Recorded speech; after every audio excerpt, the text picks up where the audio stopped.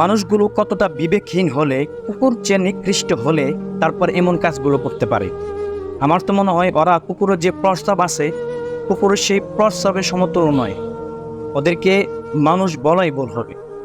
ওই যে কয়েকদিন আগে একটা এই স্কুলের বইয়ের ভিতরে একটা কথা উঠছিল না, যে মানুষ এমনি এমনি সৃষ্টি হয়েছে, মানুষ বান্দর থেকে মানুষ এসে। এই সমস্ত যে মানুষগুলো আছে, আমি মনে করি ওরা বানর থেকে মানুষ হয়েছে।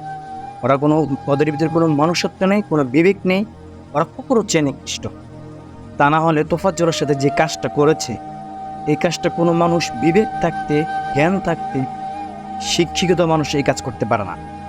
আমার বলে ওই মহিলার মতন বলে যে তখন আমার বিবেক কাজ করেনি, তখন আমার আবেগ কাজ করেছে। মিডিয়ার সামনে এসে সে স্বীকারোক্তি দিচ্ছে, এখন আমার ভুল হয়েছে, আমাকে শাস্তি দেন। এই সমস্ত ভ্রান্ত কথা, গাঁজাখুরি কথা বল কোনো লাভ নেই। তোদেরকে নিয়ে তোদের বাপ